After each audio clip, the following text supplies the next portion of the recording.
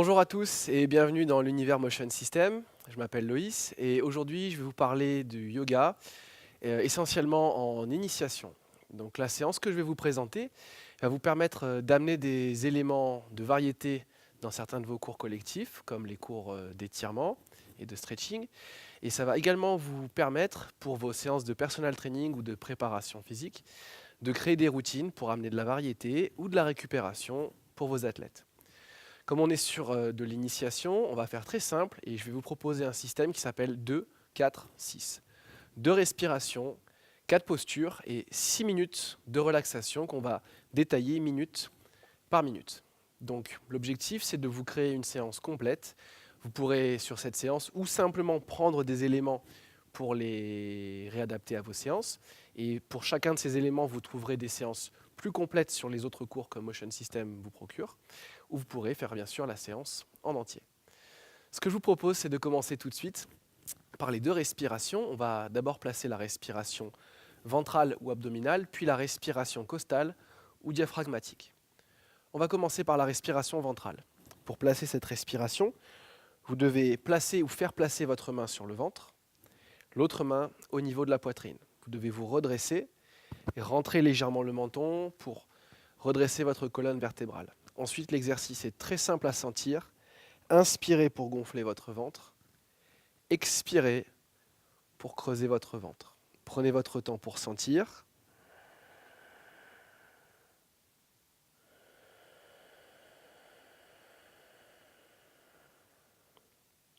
Vous devez sentir le ventre se dilater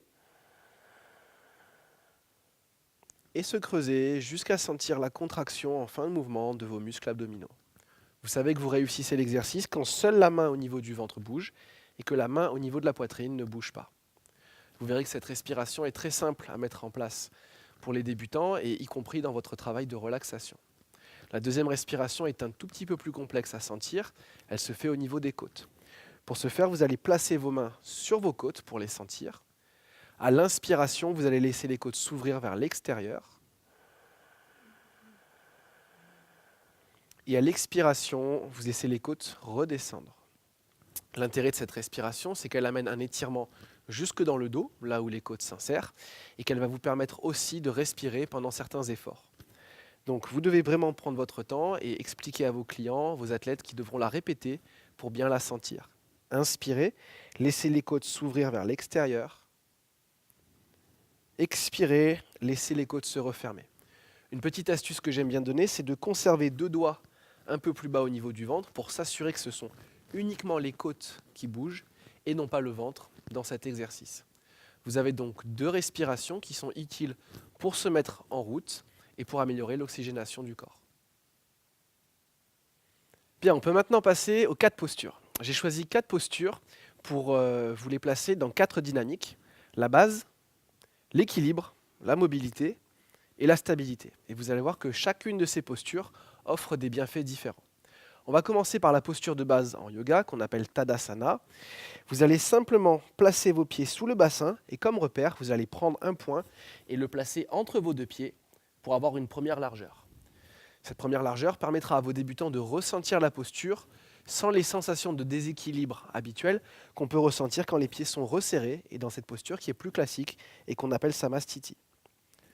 Pour cette première posture, gardez les paumes de main vers vos cuisses et redressez-vous en rentrant le menton. Vous devez essayer de contracter les cuisses pour vous grandir au maximum et de garder les épaules vers le bas. C'est une posture assez forte dans laquelle on va vraiment pouvoir sentir l'ensemble des pieds. Un élément intéressant pour améliorer la proprioception, c'est-à-dire la capacité du corps à s'équilibrer dans l'espace de vos clients, est de les inciter à fermer les yeux pour essayer de ressentir ce qui va se passer tout doucement quand ils vont transférer le poids sur la pointe, puis sur les talons, vers l'extérieur ou vers l'intérieur des pieds. Prenez vraiment le temps pour les mettre en condition sur ce type d'exercice. C'est vraiment très sympa pour eux, psychologiquement ils se sentent bien et ça vous permet de faire passer d'autres choses après dans votre séance. Pour la deuxième position que je vais vous proposer une position qui est la pose de l'arbre et qui va améliorer votre équilibre. Pour cette position, ancrez-vous d'abord sur votre pied gauche, placez votre pied droit dans le creux du mollet, Placez les mains en appui l'une contre l'autre pour avoir un point de fixation et redressez-vous. Les points importants de cette posture sont la fixation du regard pour l'équilibre. Certains aiment avoir un point de fixation très large, d'autres un point de fixation serré.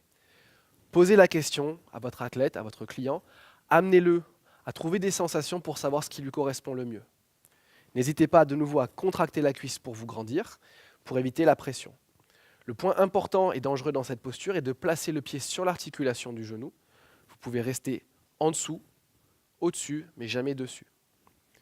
Reposez au bout de 30 secondes, changez de jambe et replacez-vous de l'autre côté. Une astuce intéressante avec les débutants consiste à placer simplement le pied au sol, talon sur la cheville, orteil au sol pour créer un petit clapet pour les gens qui manquent d'équilibre. On peut avoir des gens forts, souples, mais qui sont plus déficients sur cette qualité. Une fois que vous avez fait 1 minute sur cette posture, vous pouvez reposer.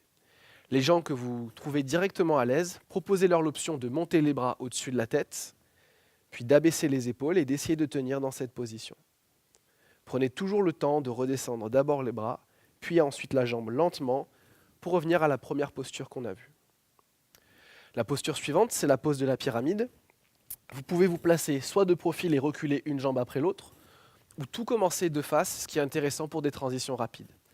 Ouvrez le pied gauche, fléchissez légèrement le pied droit et amenez vos hanches face à l'avant. Si vous n'êtes pas à l'aise dans la posture, n'hésitez pas à corriger.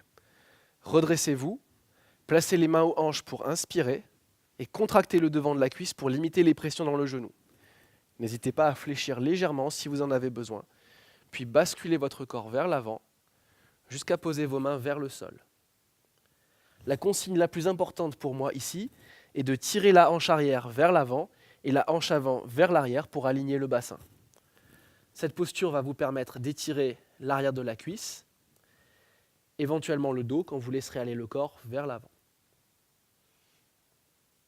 Si vous sentez qu'un débutant est en difficulté sur la pose, proposez-lui plutôt de rester redressé avec le dos droit plutôt que venir mettre les mains en pression sur cette jambe qui doit déjà supporter beaucoup de poids. Pour la transition, c'est très simple. Inspirez pour vous redresser, après être resté 30 secondes dans la posture. Refermez les pieds et réalignez-les avant de reprendre la posture de l'autre côté. N'hésitez pas à laisser les fesses se pousser vers l'arrière avant de basculer le nez vers le genou. Bien, on passe maintenant à la posture qui va plus comprendre le renforcement musculaire, c'est-à-dire la stabilité. Placez vos pieds plus larges. Un bon point de repère est de placer les chevilles sous les poignets. Ouvrez un pied, inspirez, puis fléchissez votre genou, réajustez vos pieds au besoin, venez poser le coude sur la cuisse et allongez ce bras. Dans cette position, essayez de resserrer la taille pour engager les muscles abdominaux et ne conservez ce bras qu'à titre de support et pas spécialement pour pousser dessus. Vous allez engager la cuisse et le mollet dans cet exercice, ainsi que les muscles de vos abdominaux. Pour une option plus complète de travail, déposez la main au sol, redressez la poitrine et regardez vers le haut. Prenez vraiment votre temps pour inspirer, serrer le ventre et vous repousser avant de refaire la même chose de l'autre côté. Refermez doucement vos genoux. Ces 4 postures, pour conclure, vous pouvez rester 20 à 30 secondes par côté et augmenter le temps progressivement. N'oubliez pas que le yoga est une discipline douce qui demande du temps pour progresser, donc ne forcez pas et prenez votre temps. Et je vous propose maintenant de passer tranquillement au sol pour voir le travail sur la relaxation. Bien, pour la relaxation, c'est très très simple. 6 minutes de travail, 1 minute par thème de travail, pour être sûr de couvrir tous les aspects de la relaxation dans un temps court. Donc, ce que vous allez proposer aux gens sur la première minute, c'est de se placer allongé sur le tapis, de venir chercher tranquillement les points de contact, de tirer les épaules vers le bas et surtout d'équilibrer le côté droit et le côté gauche. Précisez-leur le temps qu'ils vont rester dans la posture pour qu'ils sachent qu'ils vont devoir rester immobiles pendant 6 minutes. N'hésitez pas à leur demander éventuellement de re-respirer avec les exercices de respiration que vous avez vus au début de la séance. À ce stade-là, vous pouvez laisser les gens allongés et vous, pour mieux placer votre voix, je vous invite à rester assis, proche d'eux sur le côté. Dans la deuxième minute, vous demanderez aux gens de relâcher la tête, les épaules et les bras. Prenez vraiment 20 secondes, 30 secondes pour chaque zone, pour que les gens aient vraiment l'impression et le temps de pouvoir se détendre. La tête, les épaules et les bras ensuite. La minute suivante va être consacrée à la poitrine et au dos, au ventre et aux jambes.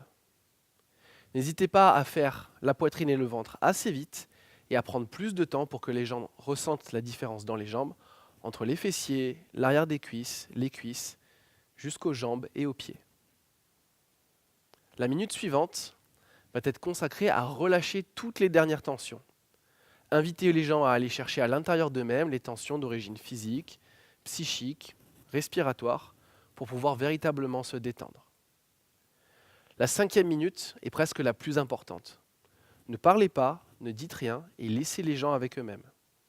Vous les laissez se détendre, respirer et repérer ce qu'ils sont en train de vivre. Pour la sixième minute, vous allez simplement prendre le temps de les ramener en position assise. Commencez par leur demander de bouger un doigt, un orteil ou de tourner doucement la tête à gauche, puis à droite. Une fois que vous avez fait ça, demandez-leur de s'étirer comme s'ils étaient le matin au réveil, de se placer tranquillement sur le côté et de venir s'installer en tailleur. Ainsi, avec ces 6 minutes, vous avez relâché le corps, fait respirer les gens, les laisser au calme un petit peu avec eux-mêmes et leur avoir permis de venir se redresser pour conclure la séance. Pour conclure notre session, le système c'est 2, 4, 6, 2 respirations, 4 postures, 6 minutes de relaxation. C'est facile à retenir et j'espère que vous pourrez faire de belles choses avec tout ça. N'hésitez pas à aller voir d'autres sessions concernant la respiration ou les postures ou le yoga sur le site pour complémenter votre enseignement. Merci à vous et à bientôt.